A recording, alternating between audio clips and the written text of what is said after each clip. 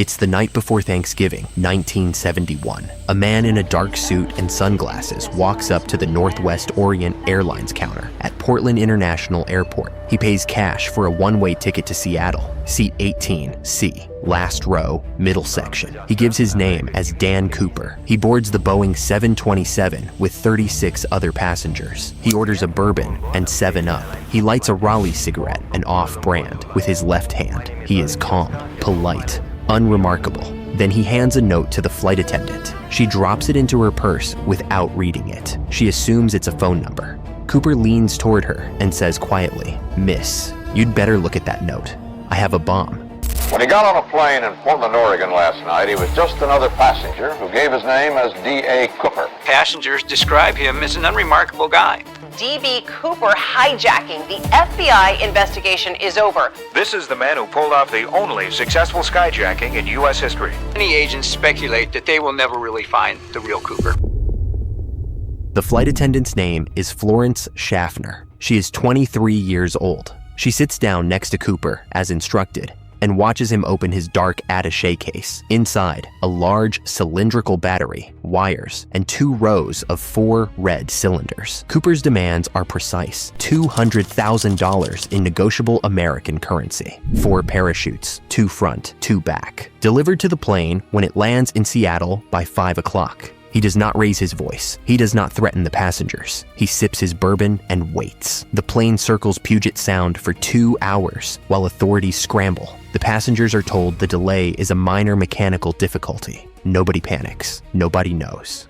At 5:24 p.m., Cooper is informed his demands have been met. The FBI has gathered 10,000 $20 bills from Seattle area banks. The bills are not marked, but every single serial number has been photographed. The plane lands. A Northwest Orient employee carries the money and 4 parachutes up the rear stairs. Flight attendant Tina Mucklow receives them and brings them to Cooper. He inspects the parachutes. He counts the money. Then he releases all 36 passengers. Cooper keeps the 2 pilots, the flight engineer, and Tina Mucklow on board. He gives the crew instructions for the second takeoff that reveal something important about the man in seat 18C. Fly to Mexico City. Stay below 10,000 feet. Flaps at 15 degrees. Landing gear down. Speed under 200 knots. Cabin unpressurized. The crew tells him the plane can't reach Mexico City at those settings. He agrees to a refueling stop in Reno. He knows the Boeing 727 well enough to specify a 15-degree flap setting.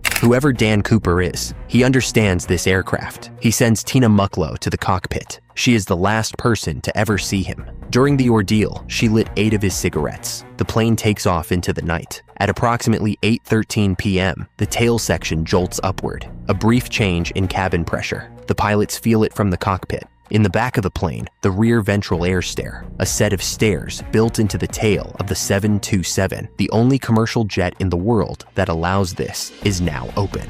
The Boeing 727 is the only plane in commercial aviation with a rear door that can be deployed mid-flight. Dan Cooper steps out into the darkness. The temperature is -7 degrees Celsius. Freezing rain hammers the fuselage at 200 miles per hour. Below is nothing but pitch-black forest, mountains, and rivers. No lights, no roads. Cooper is doing it in loafers, in the dark, into a storm, over terrain he cannot see, and he vanishes.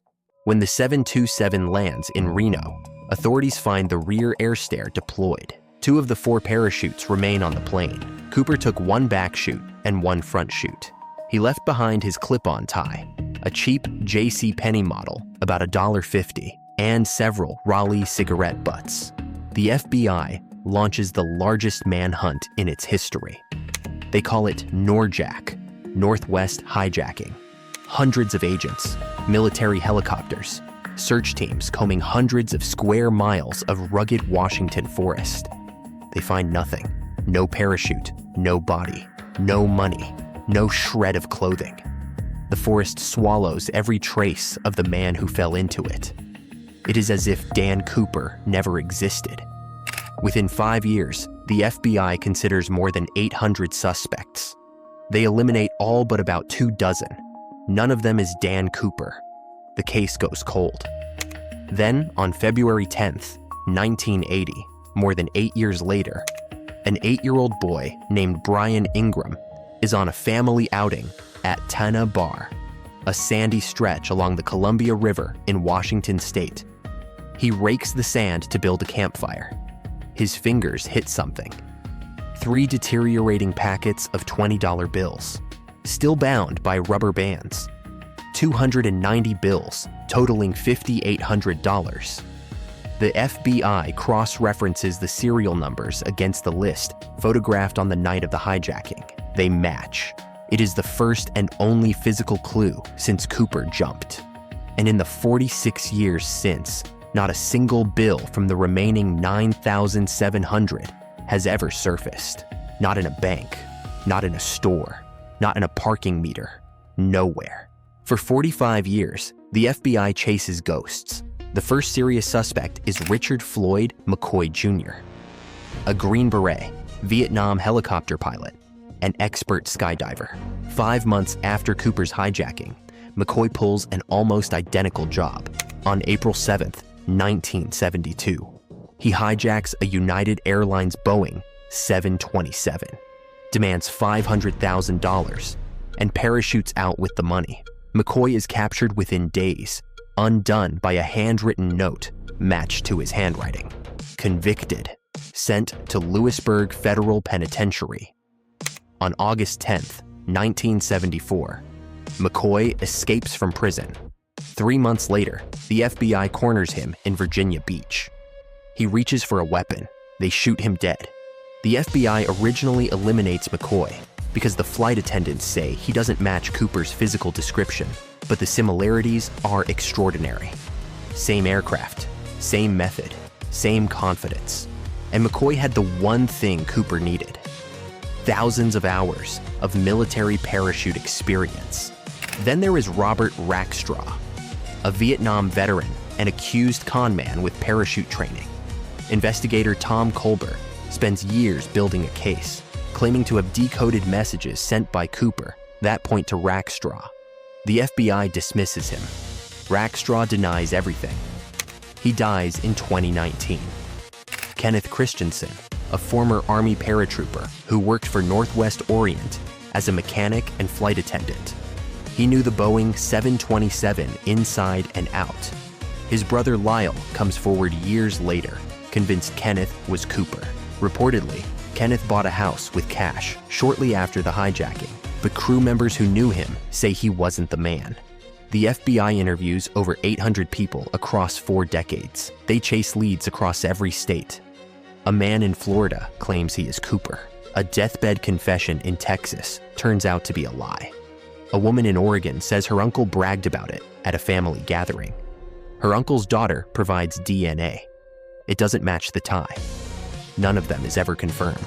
On July 8th, 2016, the FBI officially suspends the investigation 45 years after it began. It is the longest and most expensive investigation in Bureau history, and it has produced exactly one confirmed piece of evidence: 3 packets of deteriorating $20 bills found by an 8-year-old boy on a riverbank. For decades, the most important piece of evidence sits in an FBI evidence locker, Cooper's cheap clip-on tie, the one thing he left behind. In recent years, scientists examine it under high-powered microscopes and find more than 100,000 particles embedded in the fabric: unalloyed titanium, cerium, strontium sulfide, bismuth, and a microscopic metal fragment that is part stainless steel and part titanium. These are not ordinary materials.